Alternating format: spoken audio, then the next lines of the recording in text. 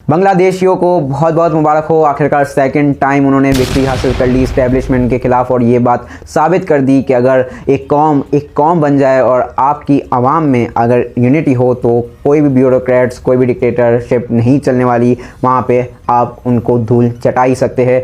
ठीक है, हमने देखा कि किस तरह से हसीना वाजिद जो है वो आर्मी के हेलीकॉप्टर में बैठ के रवाना हो गई, वहाँ से भाग गई। ठीक है, फेयरवेल स्पीच तक जो है वो यहाँ पे रिकॉर्ड नहीं की उन्होंने। और यहाँ पे एक गद्दार की तरह, एक यहाँ पे दहशतगर्द की तरह जो कि वो यहाँ पे प्रोटेस्टर्स को बुला रही थी कुछ दिन पहले ही, वो अब खुद ही जो है वो एक रज़ाकार की तरह भाग गई। रज़ाकार कौन होते हैं? जो कि 1971 में पाकिस्तान के तरफ से जो है वो लड़ रहे थे, उसे रज़ाकार कहते हैं यहाँ पे सिंपली बांग्लादेश में। मतलब रज़ाकार का मतलब है मुल्क के गद्दार। और यही पॉलिसी होती है, जो भी पावर में होता है वो जो है उनके खिलाफ अपोजिशन को या जो प्रोटेस्ट कर रहे होते हैं उनको गद्दार ही, मुल्क के गद्दार ही बोलते हैं, दहशतगर्द ही बोलते हैं। और इसी तरह जो है वो हसीना वाजिद कर रही थी। वो जो है वो अपने पावर में की जो है वो मज़े में इतनी अंधी हो गई थी कि यहाँ पे उनको ध्यान नहीं रहा कि अगर यहाँ पे कौम निकल आई तो उनकी ये पावर कुछ भी नहीं कर सकती। और वो जो पावर थी उनको यूज़ करके उन्होंने काफ़ी जो है वो यहाँ पे जुल्म किए उनकी आवाम के ऊपर और सारे रास्ते भी बंद कर दिए। इंटरनेट कट डाउन हो गया था, हमने देखा बांग्लादेश में,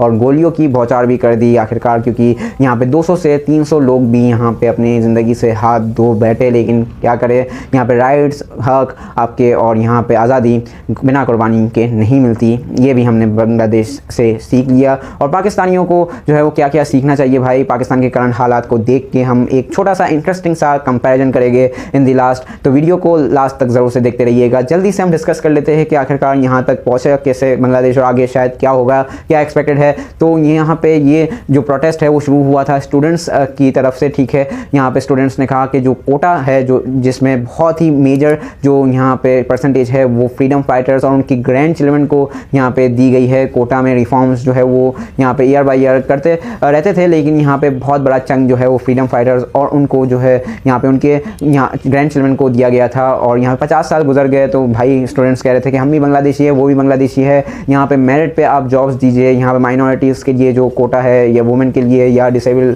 पर्सन के लिए, उनको तो हम नहीं बोलते कि छेड़खानी कीजिए, लेकिन ये जो फ्रीडम फाइटर के लिए कोटा रखा गया है उनको ख़त्म कीजिए और मेरिट पे जॉब्स देना शुरू कीजिए। यही था जो है वो इस प्रोटेस्ट का मेन मकसद, कि कोटा का जो पूरा जो यहाँ पे सिस्टम है उसे रिफॉर्म कीजिए और कोटा का जो भी यहाँ पे सिस्टम है उसे एक रिफॉर्मेशन के साथ नया कोटा बनाए। और ये बात कुछ हद तक जो है वो मान भी ली थी, ठीक है, सुप्रीम कोर्ट ने भी मान ली थी वहाँ पे बांग्लादेश में। और जो कोटा था यहाँ पे फ्रीडम फाइटर के लिए वो 5% कर दिया था, लेकिन यहाँ पे हसीना वाजिद एक तरीके से नहीं मानी और यहाँ पे बहुत सारे जुल्म उसने करना सोचा कि अपनी आवाम पे अगर वो जुल्म करेगी तो शायद उसकी आवाम बैठ जाएगी, वापस टूट जाएगी। लेकिन नहीं, यूनिटी दिखाई उनकी आवाम ने और 15 दिन तकरीबन ये यहाँ पे प्रोटेस्ट जारी रहा। उन्होंने कहा कि ठीक है, हम रज़ाकार है, ठीक है, मुल्क के गद्दार है तो रज़ाकार ही सही। उन्होंने काफ़ी हद तक जो है वो रिटेलिएट किया और जो यहाँ पे आवाम, जो मुल्क रिटेलिएट करता है वही जो है वो आखिर में विक्ट्री हासिल करता है। हमने देखा कि पीएम हाउस में भी जो है उन्होंने यहाँ पे कब्ज़ा कर लिया और यहाँ पे ये देख सकते हैं रेजिडेंस में जो उनका बेड है वहाँ पे लोग सोए हुए हैं, स्टूडेंट्स ही लग रहे हैं ये लोग भी। और ये इवेंट जो है वो काफ़ी ज़्यादा सिमिलर था जो कि श्रीलंका में हुआ था। ठीक है, वहाँ पे भी पीएम हाउस में लोग घुस गए थे और उनके स्विमिंग पूल में जो है वो नहा वगैरह रहे थे, एंजॉय कर रहे थे। तो इसी तरह से होता है, अगर आप नाक में दम करेंगे तो जाहिर सी बात है गवर्नमेंट, कोई भी ब्यूरोक्रेट, कोई भी डिक्टेटर आपके सामने नहीं टिक पाएगा।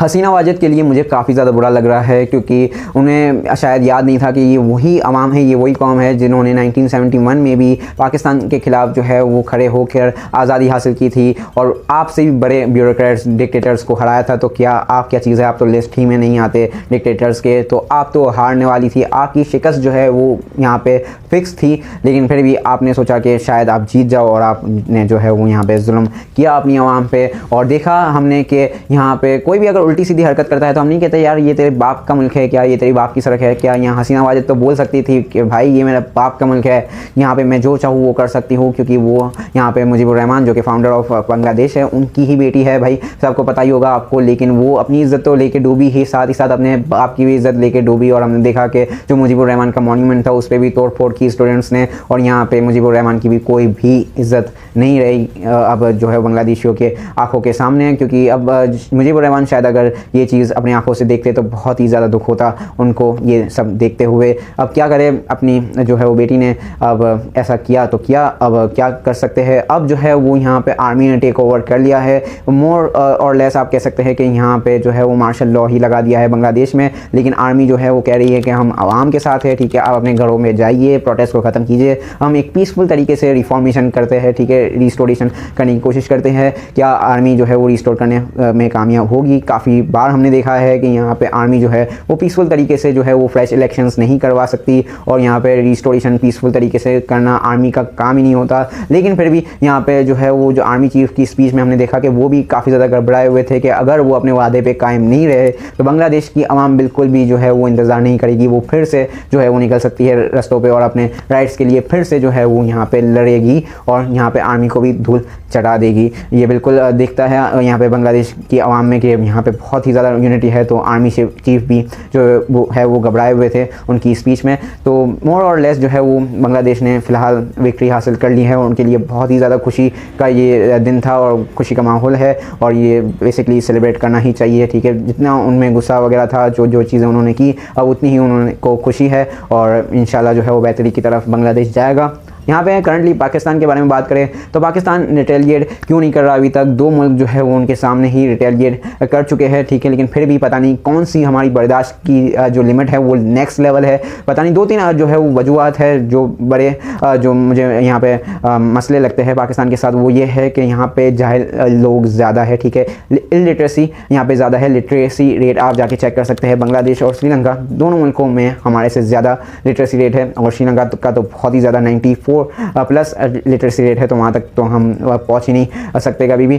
तो लिटरेसी रेट भी एक बड़ा जो है वो यहाँ पे मसला है पाकिस्तानियों का। और दूसरा ये है कि शायद श्रीलंका और बांग्लादेश दोनों ही मुल्क में गवर्नमेंट से लड़ाई की उन्होंने, लेकिन यहाँ पे हमें डायरेक्टली मिलिट्री से लड़ना है, मतलब आर्मी से लड़ना है, ये फैक्ट है और ये एक बहुत बड़ा मसला भी है। इसलिए शायद हमारी जो बर्दाश्त की ताकत है वो नेक्स्ट लेवल है और शायद हम इंतज़ार कर रहे हैं कि कब तक वो बर्दाश्त की ताकत रहेगी और ऐसे हम फटेंगे कि हम आर्मी को भी जो है वो धूल चटा दे, क्योंकि अभी फ़िलहाल शायद जेबों में पैसा बहुत है, ठीक है, नाजायज़ बिल हम देते जा रहे और बर्दाश्त की ताकत है तो बर्दाश्त कर रहे हैं। जिस दिन ये जो है वो गोला फटेगा, यहाँ आग का गोला आवाम में से फटेगा, तो शायद हम आर्मी को भी धूल चटा दे और चटानी पड़ेगी भी मेरे ख्याल से। देखते आगे क्या होता है, ठीक है। और ये एक बहुत सारी वजूहत है, लेकिन मैंने देखा कि यहाँ पे सोशल मीडिया जो कि हमारे पास एक मीडियम है जिस पे हम थोड़ा बहुत जो है वो अपना गुस्सा उतार सकते हैं, थोड़ी बहुत आवाज़ उठा सकते हैं, वो भी सोच रही है, ठीक है, हमारी गवर्नमेंट के कुछ तरीक़ों से सोशल मीडिया को कंट्रोल किया जाए या बंद कर दिया जाए।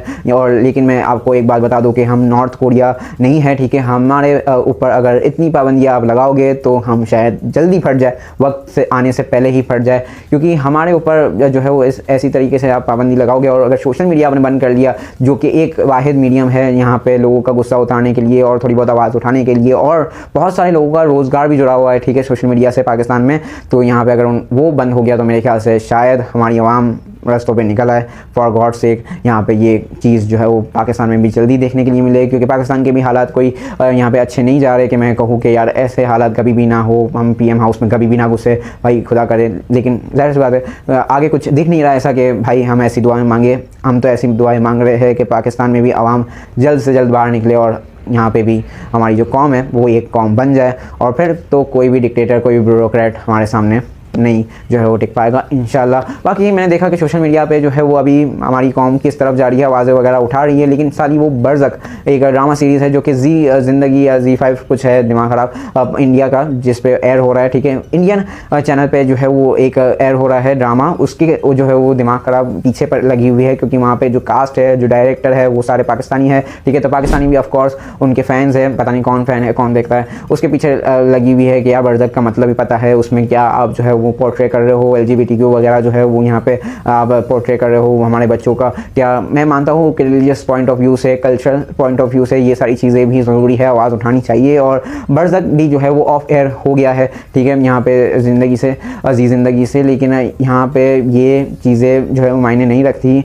आप सोचते रहो कि बच्चों पे क्या असर पड़ेगा, ऐसे मुल्क में जहाँ बच्चों का फ्यूचर ही नहीं है, वहाँ पे एक ड्रामा सीरीज़ क्या ही जो है वो उखाड़ लेगा। तो प्लीज़ अपने राइट्स के लिए खड़े हो, अपने राइट्स के लिए आवाज़ उठाए। जो थोड़ी बहुत आप जो है वो यहाँ पे सोशल मीडिया पे आवाज़ उठाते भी है। तो इस तरह से एक ड्रामा सीरीज़ को भाड़ में डाले और इस तरह से अपने राइट्स पे आवाज़ उठाना शुरू करे, अपने राइट्स के लिए बोले।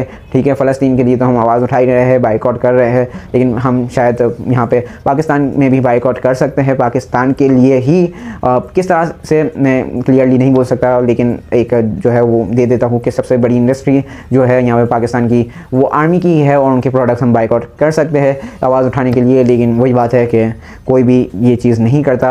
और अगर आप आवाज़ उठाना चाहते हैं और नहीं उठा सकते या तो कोई भी चीज़ आप पोस्ट करने में डरते हैं तो सिंपली ये वीडियो ही शेयर कर सकते हैं। ठीक है, अपने दोस्तों के साथ, अपने फैमिली मेम्बर्स के साथ, अपने सोशल मीडिया हैंडल्स पे ये वीडियो शेयर कीजिए। कोई बात हो, कोई भी सवाल हो, नीचे कमेंट सेक्शन में आप कर सकते हैं। ठीक है, मैं हर कमेंट पढ़ता हूँ और रिप्लाई भी ज़रूर से देता हूँ। बाकी चैनल बना है और हमारे ओपिनियंस आपको अच्छे लगे तो यहाँ पे आप सब्सक्राइब भी कर सकते हैं और वो बेल नोटिफिकेशन आइकन को भी प्रेस कर सकते हैं। ऐसे टॉपिक्स पे हम वीडियोस लाते रहते हैं। बाकी अगर आपको टेक में इंटरेस्ट है तो आप हमारा चैनल टेक राइजर को जो है वो यहाँ पे सब्सक्राइब कर सकते हैं। वहाँ पे भी हम इंटरेस्टिंग टेक के रिलेटेड वीडियोस डालते रहते हैं वीकली और या तो 2 हफ्ते में एक बार। यहाँ पे कंसिस्टेंट हम नहीं है, लेकिन फिर भी हम जो है वो कभी भी फुली तौर पे गायब नहीं हुए, क्विट नहीं किया, मतलब अभी तक चल रहे हैं। तो अगर आपका सपोर्ट रहा तो हम ऐसे ही चलते रहेंगे। मैं मिलता हूँ आपसे नेक्स्ट किसी ऐसी इंटरेस्टिंग वीडियो में। तब तक के लिए अपना बहुत सारा ख्याल रखिएगा।